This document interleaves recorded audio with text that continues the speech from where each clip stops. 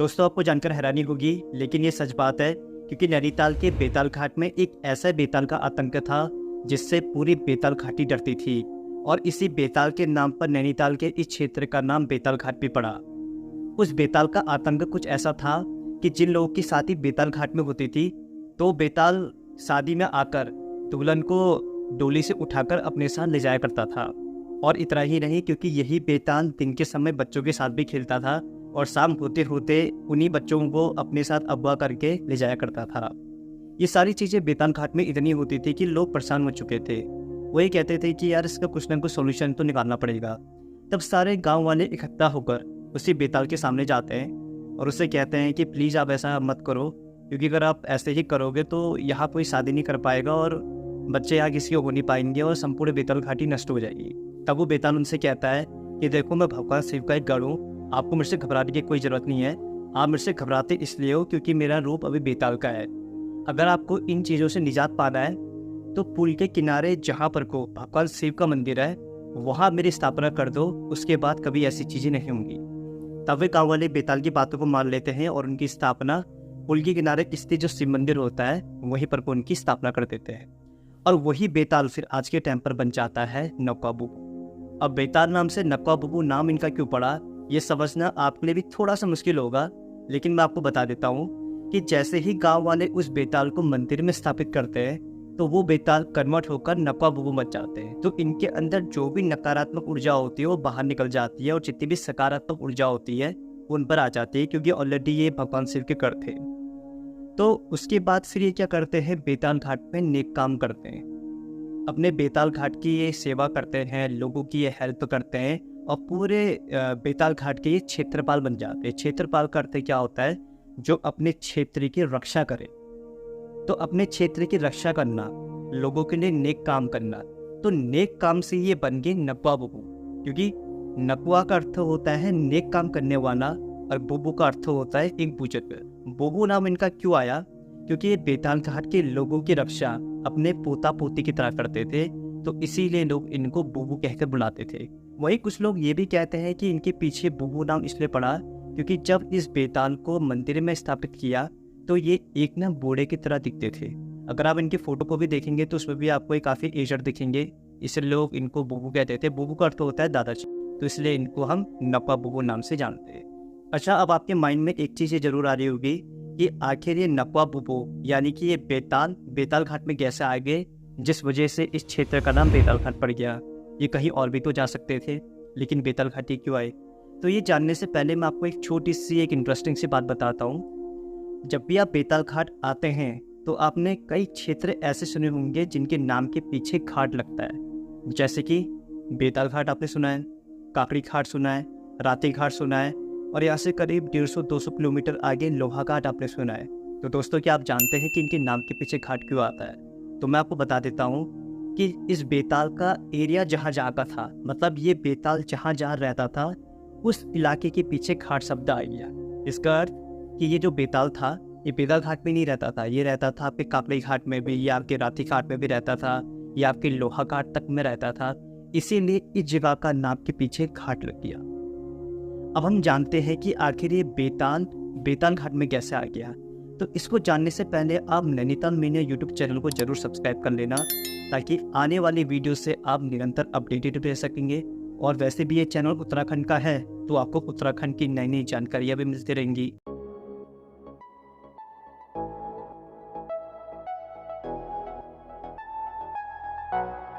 तो दोस्तों, जैसे कि आप जानते हैं कि बेताल घाट का नाम बेताल इन्हीं नकवा बुबू के नाम पर पड़ा। और ये बेताल आखिर बेताल घाट में ही कैसे आया, तो इसके बारे में कहा यह जाता है कि शिव पुराण में स्थित रुद्र संहिता में बताया गया है कि जब पृथ्वी पर असुरों का अत्याचार चल रहा था तो नारद मुनि शिव जी के पास जाते हैं और उनसे कहते हैं कि पृथ्वी में इतना अत्याचार चल रहा है। तब भगवान शिव नारद से कहते हैं कि अभी मुझे तपस्या करनी है, जैसे ही मेरी ये तपस्या पूरी होगी उसके बाद मैं पृथ्वी लोक में जाऊंगा और सारे असुरों और राक्षसों का सर्वनाश कर दूंगा। उसके बाद भगवान शिव अपने सबसे खास गण बेताल को अपने पास बुलाते हैं और उनसे कहते हैं कि अभी मुझे कुछ सालों की तपस्या करनी है, जैसे ही मेरी तपस्या पूरी होगी उसके बाद मैं आऊँगा, लेकिन उससे पहले आपको इस एरिया की निगरानी करनी है और वो निगरानी आपको ऐसी करनी है कि यहाँ कोई भी भगवान, चाहे वो ब्रह्मा विष्णु महेश या कोई भी हो, वो ना आ सके।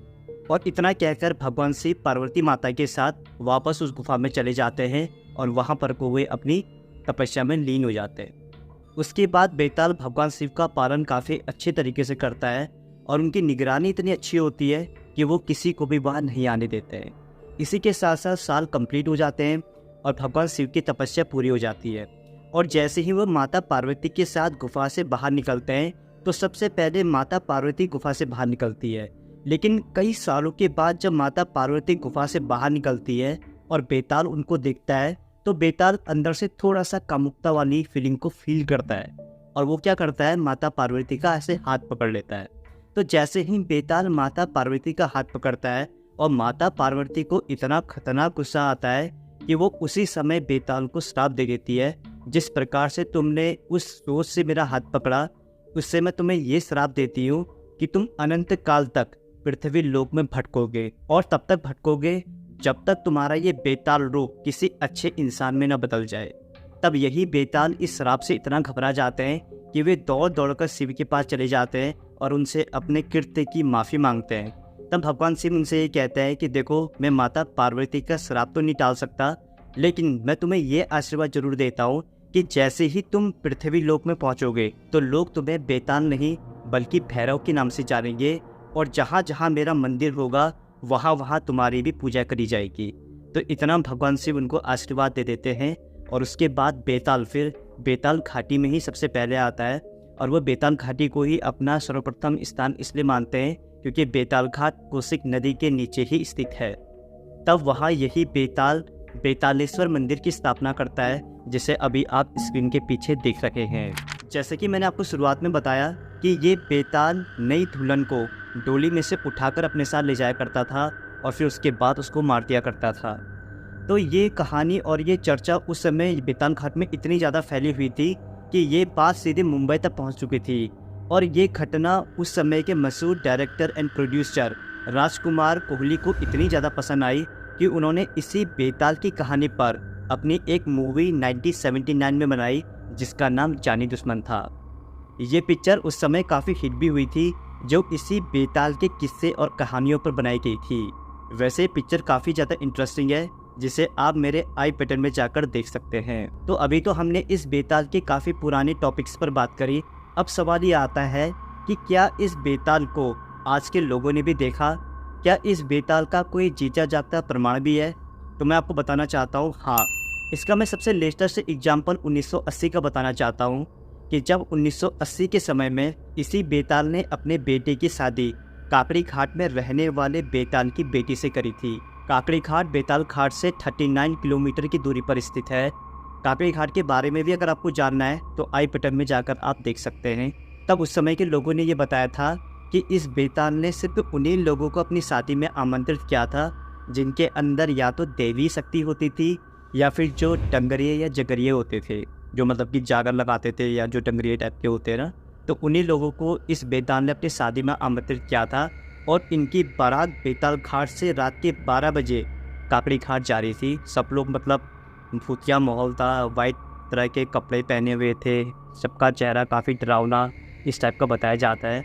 और उस समय जब लोगों को पता चला कि बेताल अपने बेटे की शादी कर रहा है तो बेताल घाट के कई लोगों ने चोरी छुपे उस बारात को जाते हुए देखा था, जो काकड़ी घाट जा रही थी और फिर काकड़ी घाट से वापस बेताल घाट आई। और दोस्तों, इस बात को आप बिल्कुल भी फेक मत समझना, क्योंकि 1980 के समय में जितने भी बेहतर न्यूज़ चैनल्स थे और जितने भी बढ़िया न्यूज़पेपर थे, सभी में इसी बेताल की शादी की चर्चा थी। मतलब कि जितने भी फेमस न्यूज़ चैनल थे उसमें बेताल की शादी को ही ब्रॉडकास्ट किया जा रहा था। और जितने भी फेमस जो न्यूज़पेपर भी थे उसके भी ऊपर यही हेडिंग सबसे पहले थी कि नैनीताल के बेताल घाट में बेताल के बेटे की शादी इस प्रकार से हुई थी। अगर आप 1980 से पहले के हैं तो आपको पता होगा कि इस न्यूज़ को कितना ज़्यादा फैलाया जा रहा था। दोस्तों, मुझे अभी तक नकवा बुबू के बारे में सबसे इंटरेस्टिंग फैक्ट ये लगा कि लोग इन्हें शेप शिफ्टर बताते हैं। शेप शिफ्टर का अर्थ क्या होता है कि ये आज भी बेताल घाट में लोगों के बीच रहते हैं और अपना रूप बदल कर रहते हैं। अगर आप रात के टाइम पर बेताल घाट घूम रहे हो या रात के टाइम पर आप कहीं से आ रहे हो और अपने घर को जा रहे हो, तो ये क्या करते हैं ना, अपना शेप चेंज कर देते हैं। तो ये आपके या तो किसी फ्रेंड के रूप में आ जाते हैं या फिर आप किसी एक नोन पर्सन के रूप में आ जाते हैं जिसको आपने लाइफ में कभी देखा हो, और आपसे बातचीत करते करते आपको आराम से आपके घर में पहुंचा देते हैं। और जैसे ही आप फिर उनसे पलटकर बाय कहते हो तो ये गायब हो जाते हैं। तब आपको पता चल जाता है कि ये नकवा बुबू थे जो मुझे छोड़ने के लिए आए थे। तो इनको शेप शिफ्टर कहा जाता है। ये एक इच्छाधारी है।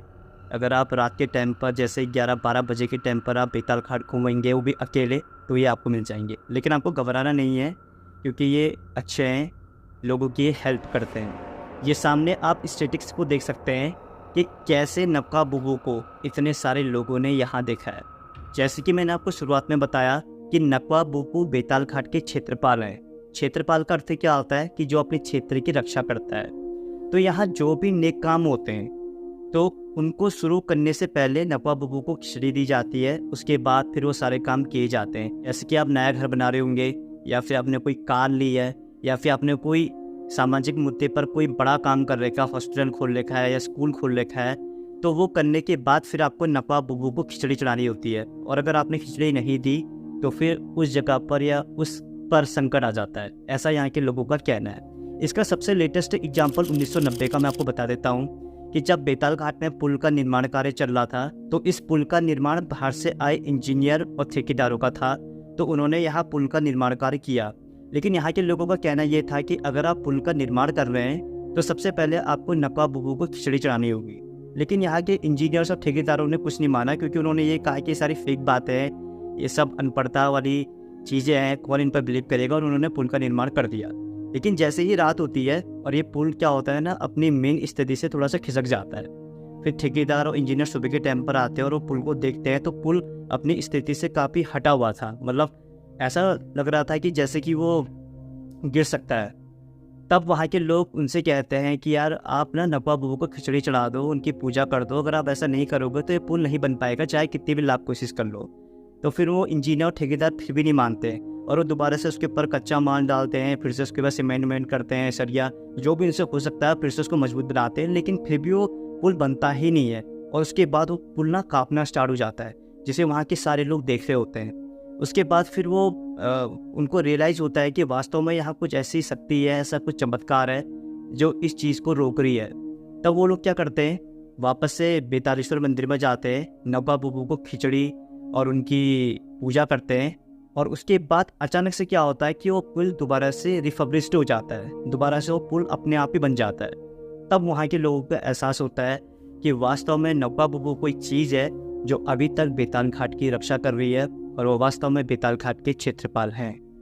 तो बेताल घाट में अगर कुछ भी काम करना हो तो उसके लिए आपको नक्वा बुबू से परमिशन लेनी पड़ती है। और वो परमिशन कुछ नहीं, वो परमिशन बस इतनी है कि आपको उनकी पूजा अर्चना, वहाँ खिचड़ी चढ़ानी होती है। और अक्सर नए शादीशुदा जोड़ों को भी वहाँ खिचड़ी चढ़ानी होती है। और उसी के बाद फिर वो लोग आके घूमने जाते हैं, ऐसा बेताल घाट में कहा जाता है। तो दोस्तों, आपको बेताल घाट के इन नक्वा बुबू के बारे में जानकर कैसा लगा मुझे कमेंट में ज़रूर बताएं। स्पेशली बेताल घाट के लोग ज़रूर बताएं कि उनको ये डिटेल्ड वीडियो कैसे लगी। और साथ ही में नैनीताल बिने यूट्यूब चैनल को आप सब्सक्राइब जरूर कीजिएगा, क्योंकि यही एकमात्र ऐसा चैनल है जहां आपको उत्तराखंड की पुरानी चीज़ों से लेकर नई चीज़ों के बारे में पता चलता है। इसी के साथ आप मेरी एक और इंटरेस्टिंग वीडियो देख सकते हैं कि स्वाला गाँव वास्तव में हंटेड है। ये वीडियो भी आपको काफ़ी पसंद आएगी, काफ़ी डिटेल में मैंने बना रखी है, तो इसे भी आप जाकर देख सकते हैं। तो दोस्तों, आज के एपिसोड में बस इतना ही। बहुत बहुत धन्यवाद।